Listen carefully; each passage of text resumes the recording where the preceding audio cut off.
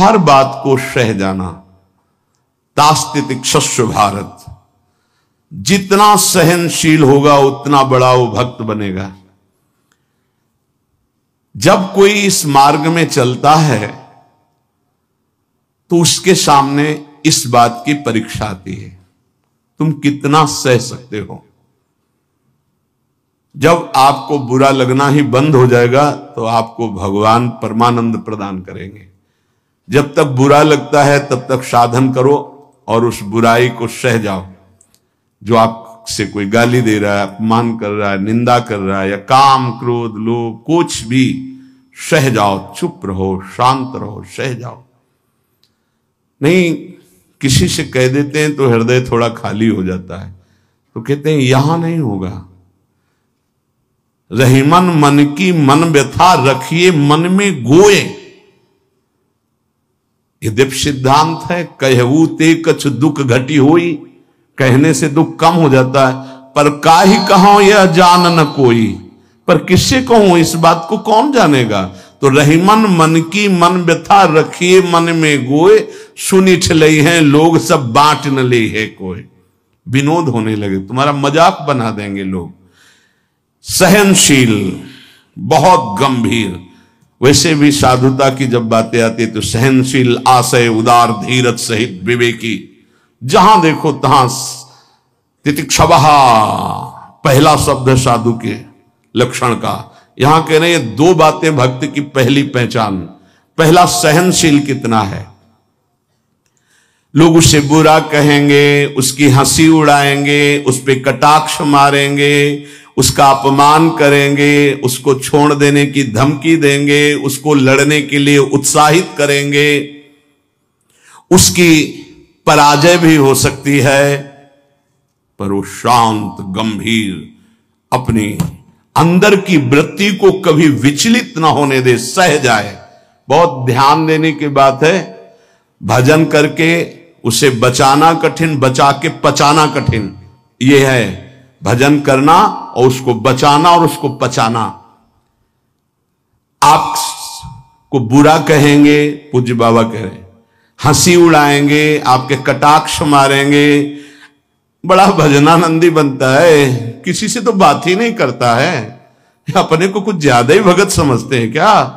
ऐसे क्या क्या कटाक्ष करेंगे, आपको लड़ने के लिए उकसाएंगे, उत्साहित करेंगे कि आप लौट कर उनको जवाब दीजिए, लड़िए। वो ऐसा महसूस करवाएंगे कि आप हार गए, चुप हो गए, आप दब गए। चुप हो जाओ, हार जाओ, हरे को हरि नाम, मौन होकर चुपचाप सह जाओ। इस गुण से अध्यात्म की उन्नति बहुत जोर की होती है। सहिष्णु, सहनशीलता, तितिक्षा, इनको एक ही शब्द के पर्यायवाची है। सहित सहित बाढ़े भगत गृह तन गुरहित गार, सेवक जी महाराज कहते हैं। और जिसके अंदर सहनशीलता नहीं है तो वो केवल परमार्थ का आडंबर करेगा, स्वप्न में भी आध्यात्मिक उन्नति नहीं हो सकती। जागृत की तो बात जाने दो, पकड़ लीजिए। सबसे पहला लक्षण सहन करना। ये आप संकल्प कर ले कि जीवन में सब कुछ सहन करना है मुझे। जो सह गया सो साधु, जो टूट गया वो विषयी। यही बात हमको एक शराबी देव समझाई थी ब्रह्मावर्त बिठूर में। ए देखो, तिल तिल ये छवि काटी गई तो आज भगवान बन के पूज रही। ए बच्चा, टूटना नहीं। क्या भगवान का बाहरी स्वरूप था। वो बाहरी तो ऐसे मदिरा पान की एक लीला करते ही दिखाए, लेकिन जब उपदेश मिला तो प्रणाम करके अंदर सोचा भगवान न जाने किस स्वरूप में, और वो शब्द जीवन में नहीं भूला। खास बात होती कि जैसे ऐसे कोई बोल रहा है तो वो शब्द जीवन में नहीं भूला। ए टूटना नहीं, टूटना नहीं, कैसी भी परिस्थिति हो टूटना नहीं। यहां भी कह रहे जो सहिष्णु नहीं, सहनशील नहीं, वो आध्यात्मिक उन्नति जागृत की तो बात जाने दो, स्वप्न में भी नहीं होगी। कुछ नहीं हाथ लगता, आडंबर केवल लेता है। अतः भक्त को अधिक से अधिक नाम जप के द्वारा ये शक्ति बढ़ानी चाहिए सहन करने की। कितना भी कुछ भी अंदर कोई विकार, मनोवेग, वाणी वेग, उदर वेग, जनेन्द्रीय वेग, कोई भी वेग, सब चुपचाप सह जाओ। ये मार्ग है सहन करने का, सहन करने का। भगवत प्राप्ति का जो मार्ग है वो सहन करने का मार्ग है। शांत, अपने मन की बात किसी से भी मत कहो। कहो तो केवल प्रभु से कहो, अगर कहना ही है, नहीं तो कहने की जरूरत नहीं, वो देख रहे हैं, उन्हीं का विधान रचा हुआ है, उनसे क्या कहना। वो भोरी सखी का एक पद में है ना, दिल दे करके दिल की सुख दुख की बातें क्या कहना, जब दिल ही दे दिया तो क्या सुख दुख की बातें कहना। पहला तो ये हुआ सहिष्णु, सहनशीलता, और दूसरा नाम जप। ये दो से भक्त की पहचान, दो चीजें। निरंतर नाम जप हो रहा है कि नहीं, हर प्रकार के आक्रमण को आप सह रहे हैं कि नहीं, बस यही भक्ति की पहचान। और तो सब लक्षण आ ही जाते हैं। नाम में जितनी अधिक शक्ति है उतना कोई वर्णन ही नहीं कर सकता। इतनी अधिक अचिंत शक्ति नाम में है। नाम में जितना मन लगाओगे तो तुम्हारा मन निर्मल और तुम्हारा बल बढ़ता जाएगा और वो निर्बल होता जाएगा। दोनों बात समझ लो, मन निर्मल और निर्बल। निर्बल तुम्हारे अधीन। अभी क्या है, मन बलवान और हम उसके अधीन हैं, और मन मलिन तो हमको संसार में फंसा रहा है। नाम में जितना आपका भाव बनता जाएगा, श्रद्धा विश्वास बनता जाएगा, उतनी ही तुम नजदीक प्रभु के पहुंचते जाओगे। भजन करना कठिन, करके बचाना कठिन, पचाना एक सूत्र केवल, सब कुछ सहन करना है जीवन में। भूख प्यास गर्मी सर्दी मान अपमान निंदा स्तुति सब सहन करना, चुप शांत एकदम अंदर, और नाम जप। बस ये दो बहुत जोर की बात बाबा ने बताई कि सहनशीलता और नाम जप ये प्रधान दो गुण हैं जिससे भक्त की पहचान होती। तो हम अंदर अपने करें, दूसरों पे नहीं, अपने अंदर कितना नाम जप कर रहा, हम कितना सहनशील है। जब नई नई अवस्था में साधन में आए थे तो ये मनाते थे कि कोई अपमान करे, देखे कैसा लगेगा। कोई अपमान करे, फिर भगवान ने बड़ी कृपा की, बहुत अच्छे अच्छे शब्दों के स्वागत हुए, तो हृदय में भी अब कैसा लग रहा है।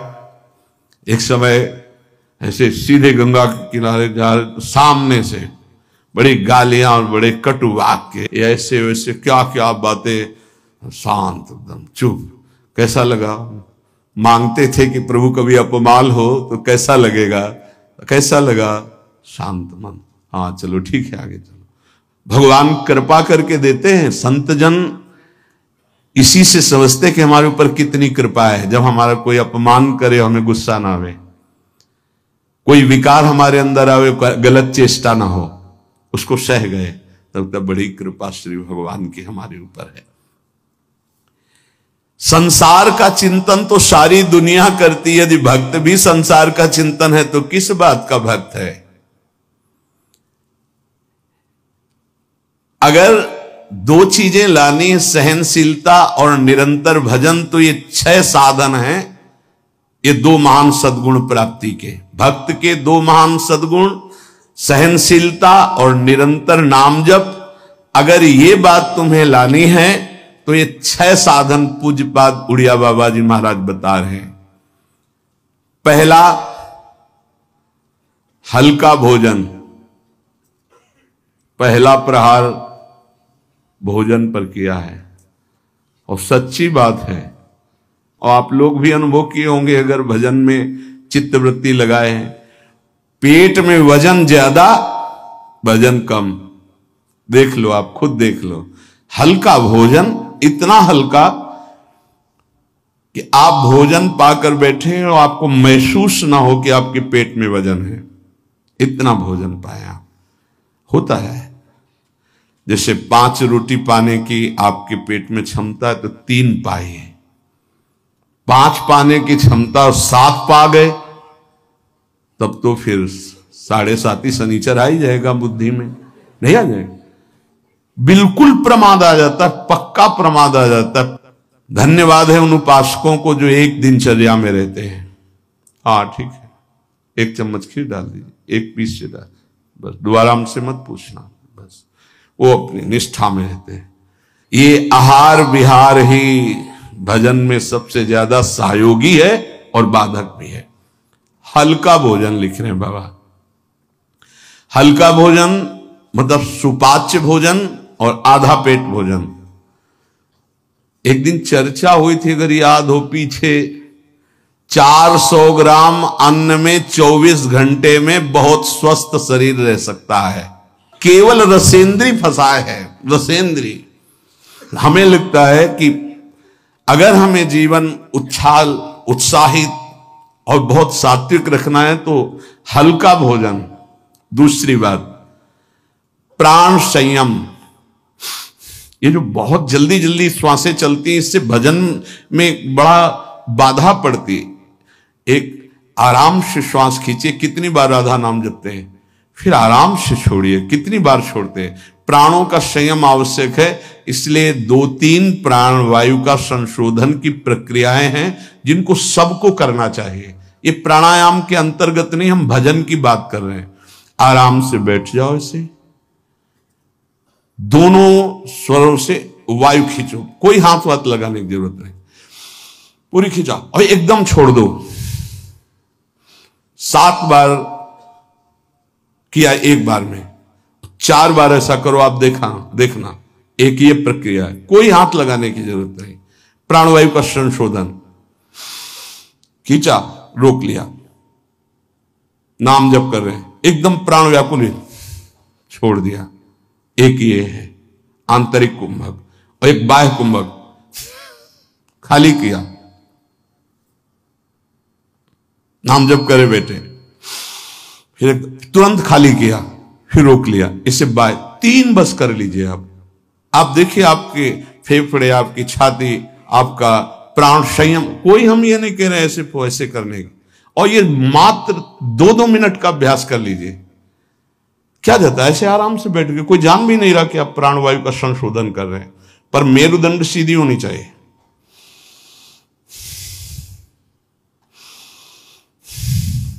जितना अधिक खींच पाओ, अधिक छोड़ पाओ, 6 बार, 7 बार, 8 बार, बस, इससे ज्यादा नहीं। और ये 4 बार दिन में, एक बाह्य कुंभक, एक आंतरिक कुंभक, ये 5-5 बार कर ली। आप देख लीजिए आपका प्राणवायु कितना, जितना प्राणवायु पवित्र होगी उतनी सुंदर अन्न पाचन क्रिया होगी, और उतना ही आपके मस्तिष्क में एक गुदगुदाहट सी, ध्यान करने की इच्छा होगी। मंत्र जपोगे तो एक प्यारा लगेगा। अब जब प्राणवायु किसी के देखो ना, एकदम अगर एकांत कमरे में हो तो ऐसा लग रहा है जैसे धौंकनी चल रही, क्योंकि स्थूल प्राणवायु है, उसकी आवाज अलग ही सुनाई देगी। प्राणवायु का संयम, भोजन हल्का और प्राणवायु संशोधन कृपया जरूर करें, चाहे वृद्ध शरीर हो चाहे जवान शरीर हो, ये जरूरी है प्राणवायु का संशोधन। अपने तो किडनी खराब हो गई, तब से बंद हो गए, नहीं तो 45 मिनट केवल प्राणवायु संशोधन होता, तो 45 मिनट व्यायाम, और उस समय केवल भगवदा का नाम चलता था। 1 सेकंड के लिए ऐसा नहीं कि प्राणवायु संशोधन करे, नाम छूट जाए, या व्यायाम करने नाम छूट जाए। तीसरा, कम बोलना, क्योंकि नाम चलाना है और सहनशील होना है। देखो, जब हम अपनी कमजोरी किसी से कहते हैं तो कमजोरी हम पर बढ़ती है और दूसरा हमारा उपहास करता है। इसलिए अपनी कमजोरी तो बोलनी नहीं, और कोई बात भी करने की जरूरत नहीं है। थोड़ा बारा व्यवहार में आवश्यक हो तो उत्तर दे दीजिए। कम बोलना सीखें। उपासक जब अपनी रहनी पे रहता है तो हमें लगता है कि धन्यवाद का पात्र है, जो अपने को जलाकर प्रभु के चरणारविंद तक पहुंच रहा है। बहुत कठिन विषय है, प्रणाम है उसको जो अपने को जलाकर आगे बढ़ रहा है। कम बोलना, तीसरा। चौथा, किसी से कोई भी इच्छा न रखना, न व्यक्त करना। ये 2 महान सद्गुण आ जाएंगे, सहनशीलता और निरंतर भजन। किसी से कोई इच्छा। आप आज क्या पाएंगे? नहीं, आप क्या पाएंगे? जो श्री जी की इच्छा। नहीं, वैसे आपको पसंद क्या है? राधा राधा राधा। नहीं, भोजन में क्या पसंद, यही आहार है हमारा। कभी भी कोई शब्द ना निकलने पाए तो आज फिर मुंगौड़ा बन जाए, ऐसा नहीं। कोई देखो, अगर आपको वास्तविक मार्ग को प्राप्त करना है तो ये सिद्धांत है, कोई भी इच्छा है भी तो प्रकट नहीं करना हो। आप देख लेना, अगर श्री जी को मूंग के मुंगोड़ा ही पवाने हैं ना प्रसाद में, तो आपको मिल जाएंगे कहीं ना कहीं से। मांगने की जरूरत नहीं, कहने की जरूरत नहीं, इच्छा व्यक्त करने की जरूरत नहीं। पांचवा, जो इंद्री बहुत लालायित हो गई और उसका विषय आ गया हो तो उसका संसर्ग ना होने देना। देखो, जैसे वो दो सद्गुण कठिन है तो उनको लाने वाले साधन भी बहुत कठिन है। किसी भी इंद्री की बहुत इच्छा हुई और वैसे ही संयोग आ गया, कोई भी इच्छा, हर इंद्री में अपनी इच्छा रहती है, प्रबल इच्छा हुई और प्रारब्धवशात माया ने वही संयोग बना दिया, लो खाओ। और आपको पता है कि ये मेरे हृदय में बिल्कुल चल रहा था, कैसे मिले, और वो मिल गया, तो खुश नहीं होना। बोले संसर्ग नहीं होने देना, पाने नहीं, हटा देना है। इतनी हिम्मत है। पहला लक्षण सहिष्णु, वो दूसरा निरंतर भजन। जो तुम्हारी, ये सब बातों में नहीं कह रहे, जिसकी प्रबल इच्छा थी हमारे अंदर और वही आ गया संयोग से, यही बात गुरुदेव ने बताई थी। बोले जो प्रिय वस्तु हो उसका संयोग इंद्रियों के संसर्ग में ना होने पाए और उसको भोग लगा बांट दो। तो बाबा कह रहे किसी भी प्रिय बात, प्रिय वस्तु, वो इंद्रिय भोग जब उपस्थित हो तो उसका संसर्ग ना होने देना। इससे दो सामर्थ्य जागृत होंगी, निरंतर नाम जप और सहिष्णु, सहनशील। और वाणी पाठ और अपना जो संत समागम है, इसके सिवा अकेले रहने का स्वभाव बनाना। इसमें भी जो अपने प्रियजन परिवार के जन, उनको लगने लगता है अकेले बैठे क्यों रहता है। अरे वो अपने साधन में बैठा है, उसके लिए डिस्टर्ब थोड़ी होना कि अकेले क्यों बैठे। धन्य भाग है, जैसे अपने लोगों को सूचना मिलती कि एकांत ही चुपचाप बैठा रहता, तो अपने को पता है, अपना हृदय शीतल होता है कि सही मार्ग है, सही मार्ग है। एकांत देश में रहने का स्वभाव होना, प्राणों का संयम होना, भोजन बहुत हल्का सात्विक होना, कम बोलना, किसी भी तरह से अपनी इच्छा को किसी के सामने प्रकट ना करना। अगर हमारे अंदर इच्छा, छठवां, अगर हमारे अंदर इच्छा आ ही गई है और उसके अनुसार प्रारब्धवशात संयोग बन जाता है उस भोग का, तो इंद्रियों का संसर्ग ना होने देना। इन 6 साधनों से ये 2 बात महान भक्त के अंदर आ जाएंगी कि वो सहनशील हो जाएगा और उसका निरंतर नाम जप चलने लगेगा। भक्त वही है जो प्रभु के नाम को परम धन, परम जीवन मानता है और हर समय ऐसे नाम जप में लगा रहता है जैसे संसारी पुरुष धन कमाने में। जो जितना भगवान नाम का संग्रह कर लेगा वो उतना ही उच्च भावना वाला बन जाएगा। भक्ति से क्या मिलता है जानते हो? भाव की ऊंचाई। बाजार में वस्तु का अगर भाव ना हो तो सड़ती रहती है, ऐसे ही भक्ति से भाव प्रकट होता है। भावहीन पुरुष सड़ता रहता है, नरकों में दुर्गति होती रहती है। अगर मनुष्य शरीर में भी है, वो विविध प्रकार की दुर्वासनाओं से सड़ता रहता है, जलता रहता है। और भक्त भावोत्सवेन भजताम रस काम धेनु, भाव में डूबा आनंद मगन रहता है। ये भाव कहां से आता है? जितना नाम रूपी धन एकत्रित करोगे उतना ही महंगा भाव आपके अंदर आ जाएगा। बोले ये तो प्रिया प्रीतम की लीला में डूबे रहते हैं, भाव कहां पहुंचा दिया? अभी कहां है? काम भाव, क्रोध भाव, लोभ भाव, अभी तुम्हारा भाव गिर गया। भाव उठाओ तो बोले कहां है? बोले प्रिया प्रीतम के भाव में। बोले ये कहां है? बोले काम भाव में, क्रोध भाव में, लोभ भाव में। भाव ही सब कुछ है। भगवान को पुकार करके साक्षात सामने प्रकट करने की सामर्थ्य भाव में ही है। भाव पूरित टेर ही करती मुझे लाचार है, भाव बिन सुनी पुकारे मैं कभी सुनता नहीं। बात ध्यान करो, भाव सारा। और ये भाव कहां से आता है? पूज्य उड़िया बाबा कह रहे, जो भक्त जितना अधिक नाम जप कर लेता है उतना ही बढ़िया भाव उसका बन जाता है। जो नाम कीर्तन पर विश्वास करता है कि नाम कीर्तन कर रहा हूं तो मेरे प्रभु यहीं बैठे सुन रहे हैं, भक्त का सदैव ऐसा भाव रहता है। मैं पद गायन कर रहा हूं, मेरी